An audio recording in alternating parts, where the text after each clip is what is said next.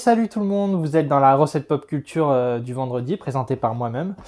Aujourd'hui c'est une émission spéciale, donc pour tous ceux qui vont un peu en convention. Donc aujourd'hui on va faire un pique-nique un peu à la japonaise, donc dans un bento. Donc on va faire des onigiri, donc vous pouvez aussi en retrouver en convention. Du coup pour ce qu'il va vous falloir pour la recette. Donc il va vous falloir déjà de l'huile d'olive, du sésame, de l'ail des ours, du piment de Cayenne, du piment d'Espelette, du gingembre, du mirin, des feuilles de nori que vous aurez préalablement coupées un petit peu en rectangle, comme ça, des tranches de poitrine de porc, des œufs, de la chair à saucisse et bien sûr du saumon. N'oubliez pas, il vous faudra aussi du riz, forcément on va faire des onigiri. Donc c'est un volume de riz, ça équivaut à 1,5 en volume d'eau. Donc pour cuire à la japonaise, vous cuisez à cuisson lente, couvert, voilà, et vous laissez bien cuire. Pensez bien à rincer votre riz avant la cuisson, et puis vous savez tout. Moi je le fais directement à la machine, le cuiseur à riz, donc je peux pas vous montrer comment ça fonctionne. Voilà. Du coup on va démarrer par les onigiri aux œufs. Donc vous cassez vos œufs dans un bol, vous rajoutez de l'ail des ours, vous pouvez y aller, hein, soyez généreux. Hop, comme ça. Dans votre poêle, vous mettez un filet d'huile d'olive, c'est pour ça qu'il nous fallait l'huile d'olive. Voilà. Ça ne veut pas se refermer, bien sûr. Hop. Vous cassez bien vos œufs. En fait, ça va être très simple, vous faites comme des œufs brouillés. Vous faites comme des œufs brouillés. Après, vous allez voir, on va tout mélanger directement avec du riz. Là, ce ne sera pas au centre, ce sera vraiment dans le riz.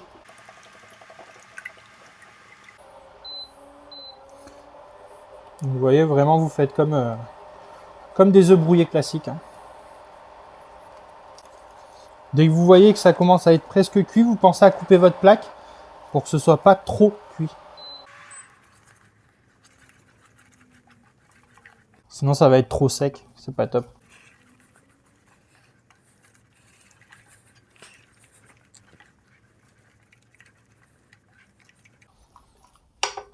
Du coup, là, on a déjà mélangé tous nos œufs. On en a déjà fait un. Je vais vous montrer comment on fait. Donc, au niveau de la quantité, c'est vraiment la moitié de vos œufs. Pour à peu près une grosse cuillère comme ça. Une cuillère bien remplie, comme ça, de riz. Voilà, vous allez voir, ça va vous faire un bel onigiri. Il n'y aura rien à envier à ce qu'il y a en convention, je vous assure. Voilà, vous pensez bien à presser, hein. Le but c'est que ça se maintienne. Après vous voyez si vous avez l'outil, hop, comme ça. Et du coup, votre feuille, vous la collez sur un côté, vous hop, et vous revenez. Et vous avez votre onigiri à l'œuf. Et voilà. Bon, du coup maintenant on va faire ceux avec la poitrine de porc. Donc là, vous mouillez bien vos doigts, on va devoir faire des boulettes à la main. Même si vous avez l'appareil, il faut le faire à la main. Donc là, vous faites vraiment des boulettes un petit peu comme des quenelles. Vous voyez, à peu près comme ça. Donc à peu près une boulette comme ça, comme si vous alliez faire un sushi presque. Et après, vous enveloppez votre onigiri de lard. Et vous pensez bien à allumer votre poêle pour le faire griller. Là, on va en faire plusieurs et on fera tout griller ensemble.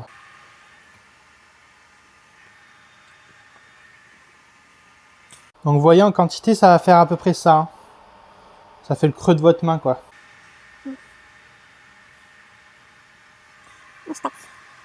Là, vous repartez en mode anglais. Donc là, c'est parti.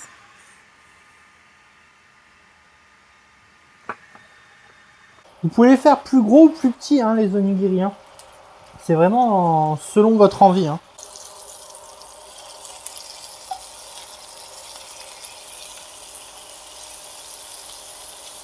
Voilà. Vous voyez comme ils sont beaux là. Vous n'avez pas l'odeur, mais c'est incroyable. Hein.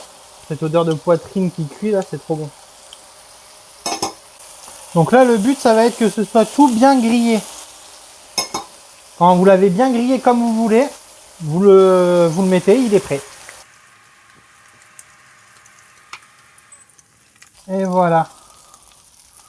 Donc là, vous le mettez dans votre bento. Si vous en avez un peu plus gros que moi, c'est bien aussi. Celui-là, c'est celui de ma compagne. Il est un peu petit, hein. Elle a moins d'appétit que moi.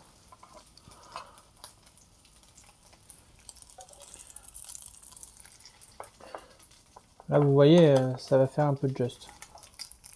C'est pas grave, le couvercle qui sera plus haut. Donc là, vous voyez, j'ai perdu un peu de riz, c'est parce que je les ai pas assez tassés. Pensez bien à mettre vos petits séparateurs entre pour éviter qu'ils se collent entre eux. Maintenant, on va faire celle à la chair à saucisse. Donc dans celle à la chair à saucisse, vous allez mettre... qu'est-ce que je dis? Oui, vous allez mettre gingembre. Comme ça à peu près.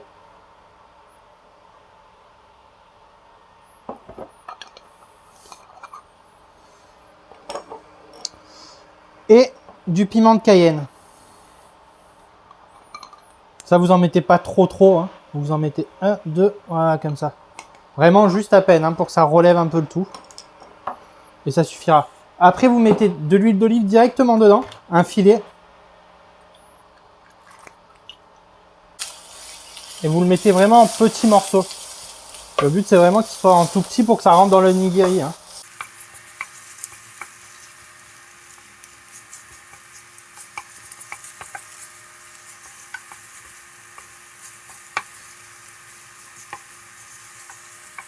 Du coup, là, vous avez votre chair à saucisse qui est cuite, qui est bien revenue. Vous essayez de la faire la plus petite possible. Vous pouvez même la hacher, hein, si vous préférez. Moi, je la garde quand même comme ça. Et puis, on va commencer à faire notre onigiri. Donc là, vous prenez une base de riz, hop, vous la mettez dedans. Vous prenez vos doigts et vous collez bien sur les bords et vous faites un petit peu de place au centre. Vous essayez de bien remonter sur les bords. C'est pour éviter justement que votre onigiri il se casse en fait. Parce que c'est souvent ce qui se passe quand on fait des onigiri. Ça a tendance à se casser. Donc là, vous n'hésitez pas, vous montez bien sur les bords, vous faites bien votre creux.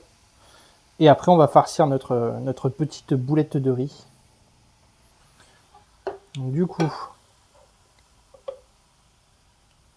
hop, vous voyez, vous en mettez un petit peu, hein. Il n'y a pas besoin d'en mettre 4 tonnes dans ce genre de recette. Donc vous voyez, ça fait à peu près ça. Donc ça vous le remplit à peu près. Vous essayez de faire en sorte que ce soit bien au centre. Et vous remettez un peu de riz. Tac, juste au-dessus.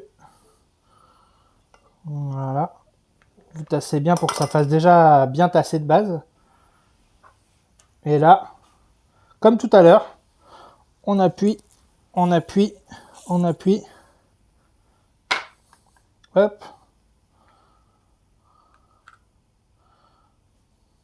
Il est résistant celui-là. Et vous voyez, ça vous refait encore un bel onigiri. Donc comme tout à l'heure, vous le posez sur votre feuille de nori. Hop, hop là. Et vous avez votre onigiri à la chair de saucisse. Si comme moi, vous avez du saumon avec de la peau, que vous avez acheté comme ça parce que ben c'est plus rentable, hein. Je vais vous montrer comment, tout simplement, on enlève la peau. Donc là, vous voyez, vous coupez au centre. C'est le plus simple, hein. Vous inclinez un petit peu votre couteau pour pas être totalement en alignement avec la peau. Et vous allez quand même direction peau en inclinaison pour pas perdre de chair. Et après, tout simplement. Et voilà, vous avez votre bout de saumon avec toute la chair sans perte. Donc attention, il faut que vous ayez un couteau qui coupe bien quand même, hein, dans cette histoire. Voilà. Donc là, vous avez vos petits bouts, on va tout faire. Et moi, mon couteau, il coupe presque un peu trop.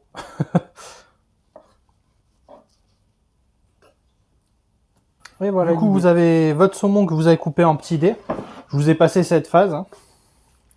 Et bien sûr, il faut allumer votre poêle. J'ai encore oublié d'allumer. Vous mettez un tout petit peu de matière grasse, pas de trop. Hop. Et là, vous allez utiliser donc votre sésame et votre piment d'Espelette. Piment d'Espelette, on va l'envoyer un tout petit peu avant. C'est bon de faire revenir légèrement les épices dans les poêles. Les faire un petit peu cuire sans les brûler. Ça, c'est la partie technique. C'est toujours bien. Et le sésame, on le rajoutera à la fin.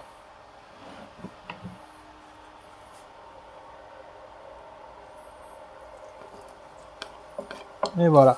Et là, on fait bien tout cuire. Dès que c'est bien cuit, on essaye d'émietter au maximum. C'est bien, ça commence à être bien. Donc, on va envoyer notre sésame. Vous pouvez y aller. Hein. Voilà, comme ça, c'est bien. Hop. Faites un petit peu tout revenir pour que ça grille un tout petit peu. Pendant ce temps, vous allez préparer ce qu'il vous faut, votre matériel à onigiri, pour ceux qui l'ont. Sinon, les autres, préparez vos mains.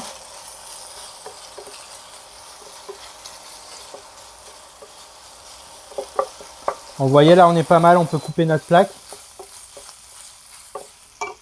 Et c'est parti. Comme tout à l'heure pour la chair à saucisse, on s'envoie une bonne dose de riz. Tac. Et avec les doigts, on fait le creux et on met bien sur le côté. C'est vraiment important parce que sinon vous allez avoir votre farce en quelque sorte qui va sortir de tout ça et ça va tout casser en fait. Quand vous allez le manger, ça va vraiment partir en live. Donc une fois que ça c'est bon, vous prenez votre saumon, vous le remplissez quand même bien. Le but c'est que ce soit quand même généreux, que vous ayez plus faim après. Bon, même si en grande partie c'est le riz hein, qui va faire...